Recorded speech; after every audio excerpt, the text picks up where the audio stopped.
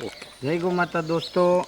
आज जो ये टॉपिक चल रहा है गाय हीट में आने की, गाय ऋतुकाल में आने की प्रक्रिया।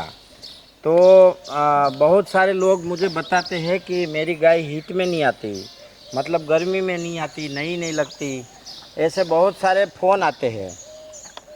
और दोस्तों जब हम उसको पूछते हैं कि आपने कैसे किया, तो वो कहते हैं कि 10 बार सीमेंट लगाया। एक्चुअली मैं 1000 बार बता चुका हूँ कि सीमान लगाने का जो तरीका है वो बिल्कुल गलत है। उससे गाय खराब होती है। सरकारी आंकड़े का प्रमाण है 40% का, 40% सक्सेस रेशियो है। और गौ माता जो बर्बाद होती है वो 60% सीमेंट से ही होती है। ये मेरा प्राइवेट अनुभव मैं आपको बता रहा हूँ, मेरा जो आज तक वंश परंपरागत का अनुभव है। तो गाय हीट में तो आती है। जो लोग मुझे फ़ोन करते हैं ना, मेरी गाय हीट में नहीं आती, एक्चुअली उसकी गाय हीट में तो आती है, लेकिन उसकी हीट साइलेंट है, उसको पता नहीं चलता। और उसके पास नंदी नहीं है। तो उसको नंदी के साथ रखेंगे तो अपने आप वो नंदी के साथ में रह के वो हीट में आएगी और नंदी उसको पकड़ लेगा जब भी उसकी हीट होगी तब। तो ये बहुत कॉमन जानकारी है और ये जानकारी हर किसान को रखना बहुत ज़रूरी है। सीधा छोटी छोटी बातों में लोग मेरे को फ़ोन करते हैं, कॉमन जानकारी के लिए भी फ़ोन करते हैं। और ऐसा हम सोच भी नहीं सकते कि ऐसी बात के लिए लोग फ़ोन करते हैं। रात में 12 बजे फ़ोन करते हैं, 11 बजे मिस कॉल मारते हैं। हम लोग 3:30 बजे उठते हैं तो शाम को 8:30 बजे सो जाते हैं। तो थोड़ा ये भी समझना चाहिए। और अपने जो हीट में आने का सवाल है, वो सवाल तभी ख़त्म होगा जब आप नंदी के साथ रखेंगे। गाय को नंदी के साथ रखने से जो एक तो सेक्सुअल हार्मोन जो है उसके एक्टिव हो जाते हैं। और गाय जब हीट में आती है और साइलेंट होती है तो नंदी को तो पता चल ही जाता है कि ये गाय साइलेंट मतलब हीट में है। तो इस प्रकार की प्रक्रिया जो है वो बहुत आसान है। और जो चीज़ जो होती है उसके सही तरीके से उसको रखा जाए तो ही उसका रिजल्ट मिलता है। मतलब कि गाय जो है वो ऐसा कोई प्राणी नहीं है कि जिसको आप पकड़ के एक अकेली कुटिया में बंद कर दो। ये लॉकडाउन के माध्यम से एक बहुत बड़ा उदाहरण है। हम लोग 60 दिन से घर में ही रहते हैं, तो क्या स्थिति है हमारी, अच्छा लग रहा है क्या? ठीक उसी प्रकार से गाय को भी इसी प्रकार एक ही जगह पे कैद करके ऐसे बंद करके अकेले रख देना और उसका दूध निकाल के खाते रहना, ये गौ सेवा नहीं है। गो पालन एक पूरा पारंपरिक वैदिक प्रक्रिया है और पूर्ण रूप से प्रक्रिया के तहत यदि किया जाए तो ही उसमें परिणाम मिलता है, अन्यथा नुकसान होता है। क्योंकि कोई भी दुनिया का प्राणी है उसको आप जो है कैद करके नहीं रख सकते। जब आप किसी भी प्राणी को कैद करके रखते हो ना, तब उसके मन से जो नेगेटिविटी निकलती है ना, वो आपकी एनर्जी को नष्ट करती है। तो किसी प्राणी की एनर्जी यदि आपकी एनर्जी को नष्ट कर सकती है तो ये तो स्वयं गो है। गो तत्व जो है उसके अंदर से नेगेटिविटी छूटेगी तो आप सोच लीजिए कितना गलत होगा। तो यदि जीवन में आध्यात्मिक रूप से और मानसिक रूप से, सात्विक रूप से आगे बढ़ना है तो आंगन में गाय कभी नेगेटिविटी नहीं छोड़नी चाहिए। ये महाभारत के अनुशासन पर्व में भीष्म पितामह ने खास अपने रूप से सभी पांडवों और कौरवों को बताया है कि गौ समस्त ब्रह्मांड की जननी है, समस्त सुरभि तत्व की जननी है। और उसको जब तक आप खुश नहीं कर सकते तो आंगन में रखने का मतलब नहीं। और जिसकी गाय खुश उसका मालिक खुश, जिसका मालिक खुश उसका देश खुश, राज्य खुश और पूरा ब्रह्मांड खुश।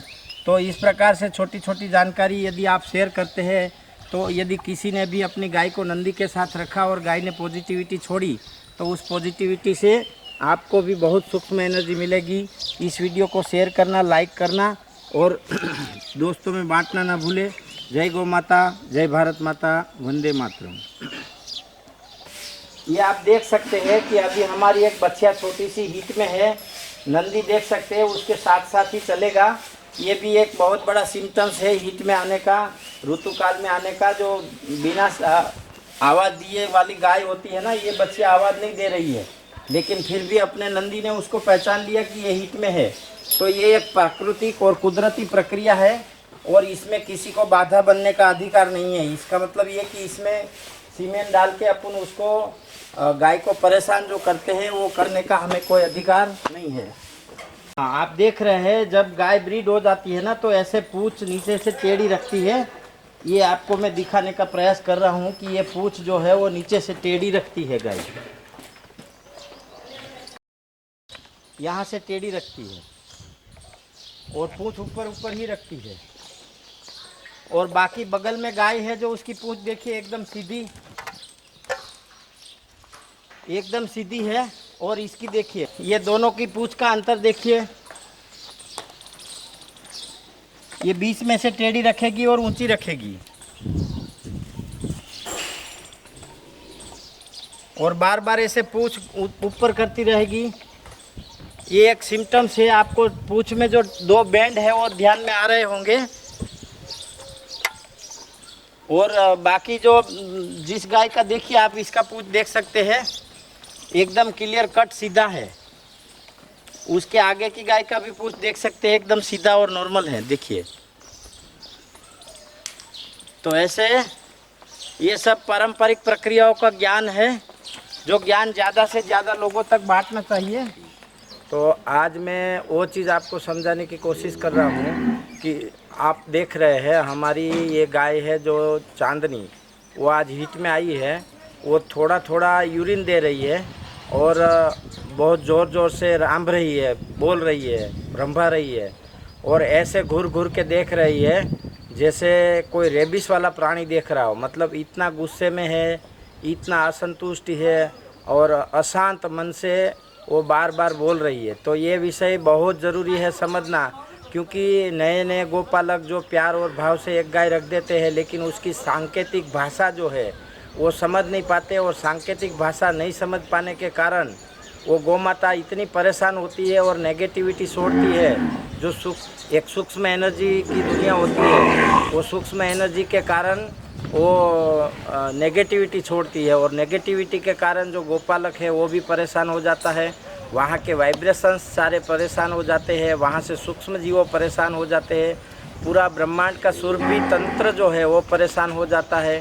तो ऐसी परेशानी खड़ी जब होती है तो गोपालक को मतलब आध्यात्मिक लेवल से लेकर आर्थिक लेवल तक नेगेटिविटी और नुकसान ही झेलना पड़ता है। और ये नुकसान का कारण क्या है, वो कारण समझना बहुत आसान है। आप देख सकते हैं, अभी मैं आपको बता रहा हूँ, जो गाय अपने हीट में आने के मतलब ऋतु काल में रजस्व काल का संकेत बताती है, उस संकेत को कैसे समझते हैं वो आप देख सकते हैं।